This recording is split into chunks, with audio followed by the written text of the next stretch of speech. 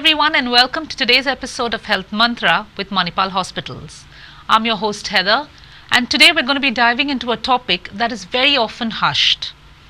It doesn't get the attention it deserves, and when it does, it often features as the punchline of a joke or as a flippant dismissive remark. I mean, how many times have you heard male colleagues, friends, and even family make dismissive remarks saying she's menopausal or he's probably menopausal? Today we're here to clear the air because, like it or not, for many women, menopause is no laughing matter. Yes, it's a natural phase of life, but it brings with it its own physical, mental, and emotional challenges. Today we're here to provide real insights into what menopause truly means. And to do that, we have Dr. Kinjal Kothari, a consultant obstetrician and gynecologist from Manipal Hospitals, Goa. Hello, Dr. Kinjal, and thank you so much for joining us here today. Thank you so much, Heather and Prudent Media, for inviting me over for this discussion. Now, Dr. Kinjal brings a wealth of knowledge and expertise, and she'll guide us through everything from common symptoms to treatment options like hormone replacement therapy, and even how simple lifestyle changes can have a significant impact on quality of life. Dr. Kinjal, welcome. Let's start with a very simple question, which is what is menopause and when does it typically occur? Okay, so Heather, menopause is not a disease. It is a very naturally occurring process. It occurs most commonly in females aged 45 to 55 years. So menopause typically marks the end of the reproductive or fertile period of the females and typically cessation of their menstrual cycles. Doctor, we are in October, and October 18th is World Menopause Day, which is a day to spread awareness. Now, everyone knows about the most common symptoms of menopause. You know, you have hot flashes, irregular periods, insomnia. Are there any more symptoms that our viewers should know about? Yes, there are a lot more symptoms in addition to this. Basically, menopause is a decline in the female hormones, mainly estrogen and progesterone. These estrogen receptors are present in most of the body organs. So now that this hormone is declining, all the body organs which have the estrogen receptor would exhibit some or the other symptoms related to its deficiency. So starting with the brain, you can have symptoms like mood swings, you can have hot flushes, you may start sweating. The female who is experiencing menopause may start sweating in an AC room. She might have her night sleep which is disturbed, she might have insomnia, irritability, chidchidapan. Then there might be urinary urgencies as well. She may have the urge to pass urine frequently, she may not be able to control her urine before she reaches the washroom, or she may pass urine with coughing or sneezing as well. Then there are symptoms like vaginal dryness, then there is joint pain, backache. These are because of osteoporosis per se.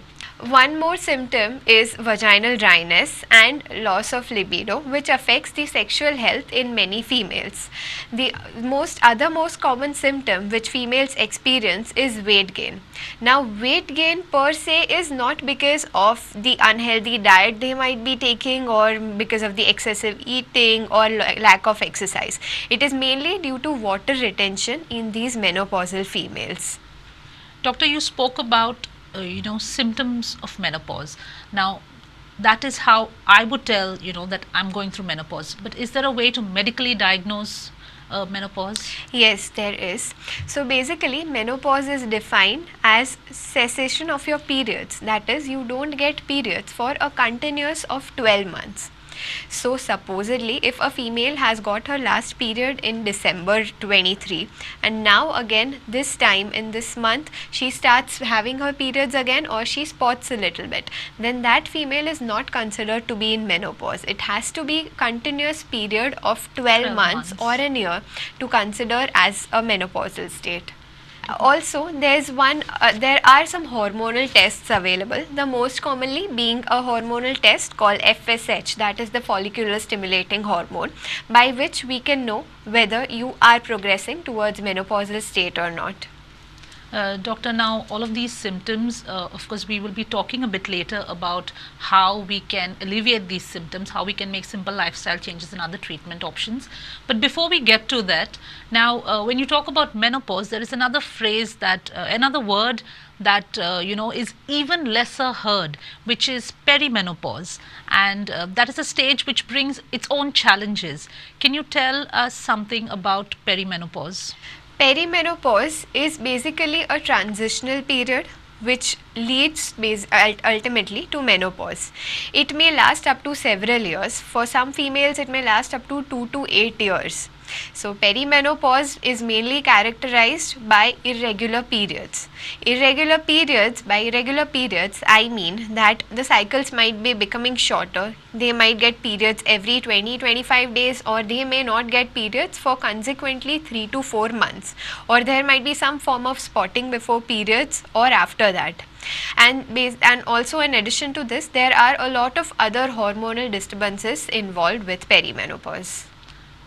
We spoke about menopause, perimenopause. What about early menopause? Is that something that we are seeing nowadays? Yes, early menopause, which is medically termed as premature ovarian failure, is when you get menopause very early, before the age of 40.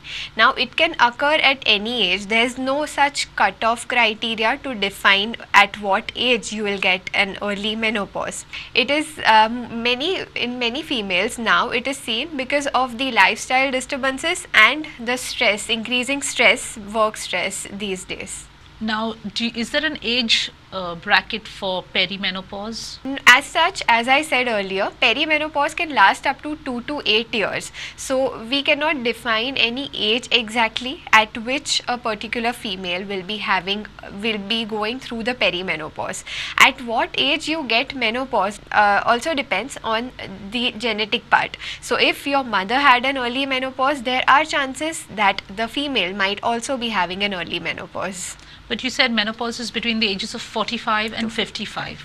So how early, would you expect perimenopause to hit?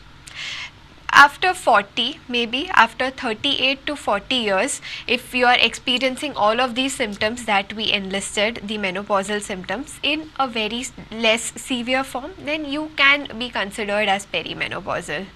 Okay, so 18th October, as we all know, is World Menopause Day, and menopause is usually something that is, swept under the carpet. Do you think there is a need for celebrating a day like this? Yes, definitely. 18th October is celebrated as the World Menopause Day by the International Menopause Society and WHO.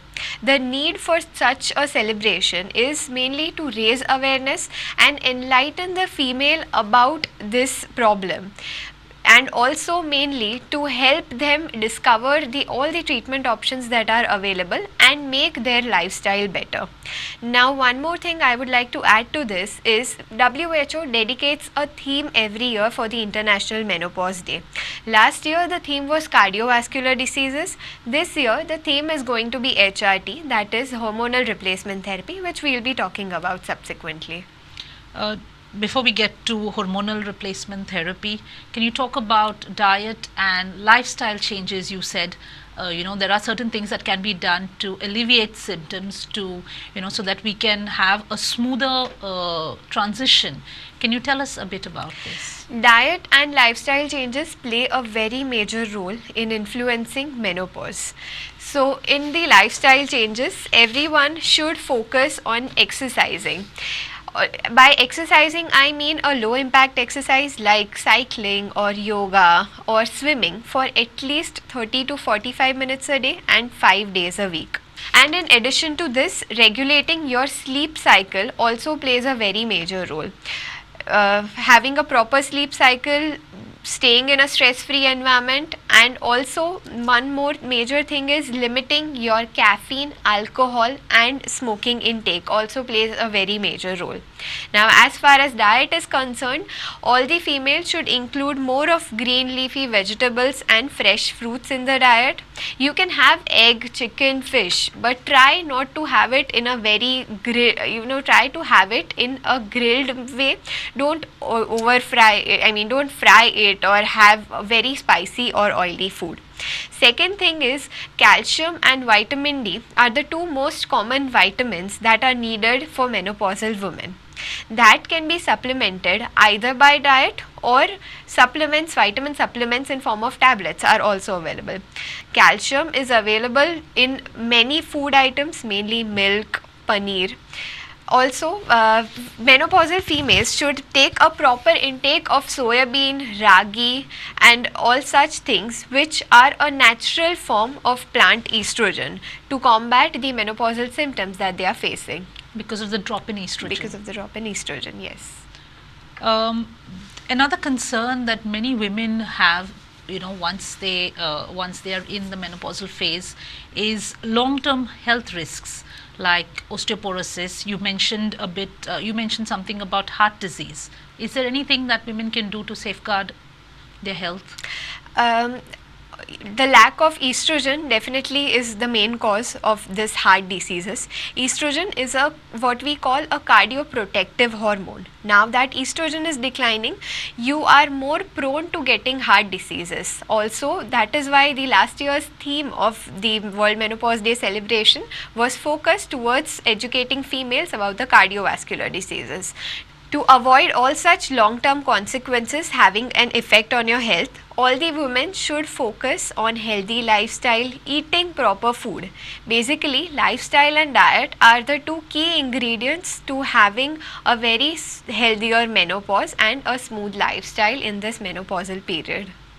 So last year's theme was cardiovascular diseases. This year's is hormone replacement therapy, or HRT as it is called.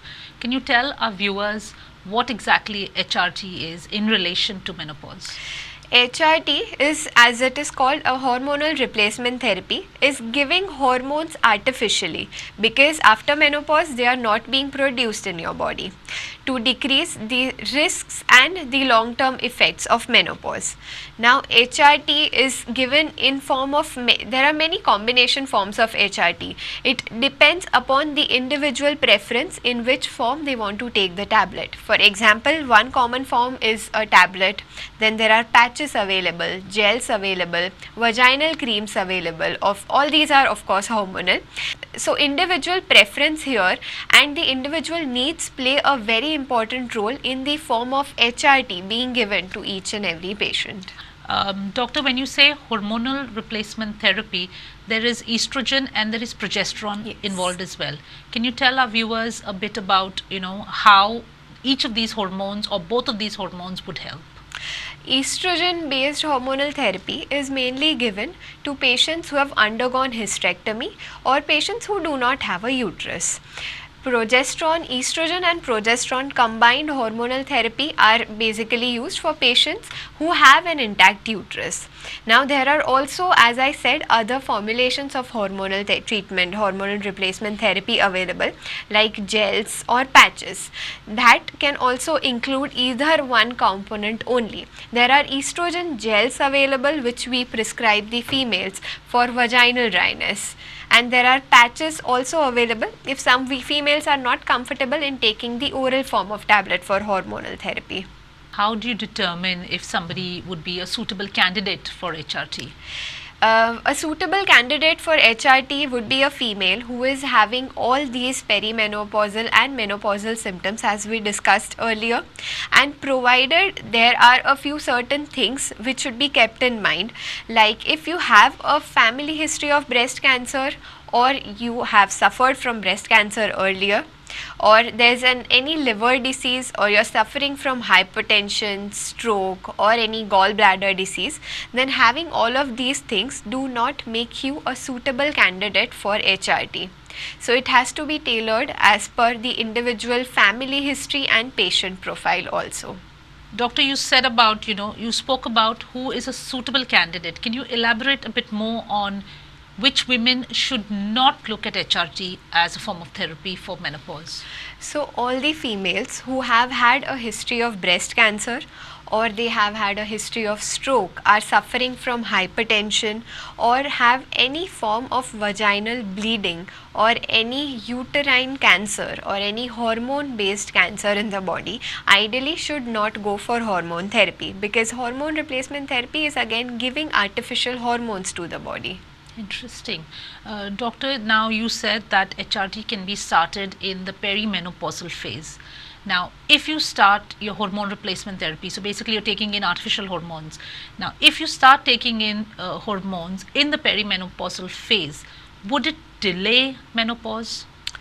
No, it wouldn't delay menopause per se. It will just help you in the symptoms of menopause and the side effects of all these things that you are facing, and make your lifestyle a little better. When you say side effects, you're talking about symptoms, or is there more? The consequences of menopause, for example, osteoporosis, or joint pains, basically joint pains, backaches, heart diseases. Okay. Now, every treatment, of course, comes with its benefits and its risks. Can you tell us something about this? See, all the hormones that you are artificially taking would cause common symptoms like a little nausea, gastritis, bloating. In addition to that, some females can also have headache after taking hormonal replacement therapy. There can be breast tenderness. Also, if you are on hormonal replacement therapy, it is very important to keep a regular follow-up with your gynecologist, just to see any side effects are being developed because of the tablet or not, and then decide whether to continue or to taper the therapy accordingly. Would the benefits be more than the side effects? I mean, is it worth it? Is HRT worth it? Yes, it is definitely worth it, but we have to see that the woman is not, the other organs of the body are not compromised because of the hormones that we are supplementing to the female. So basically what you're saying is you consult your gynecologist, and it's a very monitored therapy. Yes, definitely. It is a monitored therapy, and even after 40 years, one important thing that I would like to emphasize over here, that every female after 40, whenever she hits perimenopause or menopause, should go to her gynecologists for regular checkups. By regular checkups, I mean to say she should get her mammography done, her ultrasound, that is the sonography done, and even pap smear. These three are very important after the age of 40 years for every female, irrespective of starting HRT or not, for your general health and well-being. Can you tell the viewers why particularly sonogram, pap smear, mammogram? Mammogram basically is done for early detection of breast cancer. After 40, or if you have any family history of breast cancer, then please go and get yourself screened regularly. Usually we advise mammogram every 2 yearly. Ultrasound is for the general well-being of all the abdominal organs and to see your uterus, ovaries. And pap smear is for the detection of cervical cancer. Pap smear is ideally advised from a very young age, but after 40, if you are going for health checkups, then please get it done regularly. Doctor, there are also many misconceptions surrounding menopause, surrounding hormone replacement therapy. Are there any that you would like to debunk for us today? Yes, the most common misconception is that menopause is a disease. Per se, menopause is not a disease. It is a very naturally occurring phenomenon, and the most important thing that every female needs in her life when she is going through menopause is the support of her partner and her family and friends to help her combat all these symptoms that she would be facing. So social support here plays a very important role. Secondly, many females think that HRTs can cause cancer. No, if HRTs are taken in a very controlled manner, and also if you are going for regular screenings, then it is very much safe to use. Any advice for women going through surgical menopause due to hysterectomy or other such procedures? So basically, as you talked about hysterectomy, if you're going for some reason for a hysterectomy and if your ovaries are well conserved, then you might not hit menopause early. Ovaries are the main organs which are producing all these hormones. So when your ovaries are removed in hysterectomy, then you might need HRT at a little earlier stage. Wise words, Dr. Kinjal. Thank you so much for joining us here today. I'm sure our viewers have learned a lot. That was Dr. Kinjal Kothari, helping us break down the myths, discuss symptoms and treatment options, and helping us understand how we can navigate this phase of life with confidence and care. If anyone has any questions, Dr. Kothari is available Monday through Saturday from 9:30 a.m. to 11 and then from 2:30 p.m. to 5 p.m. at Manipal Hospitals in Donapola, Goa. Thank you, Dr. Kinjal, for Thank sharing you your so time much. and your expertise with us. Thank you. To all our viewers, that's all we have for today. This is Heather signing off. Until the next one, stay informed, prioritize your health, don't make flippant remarks, and we will see you again right here on Prudent Media.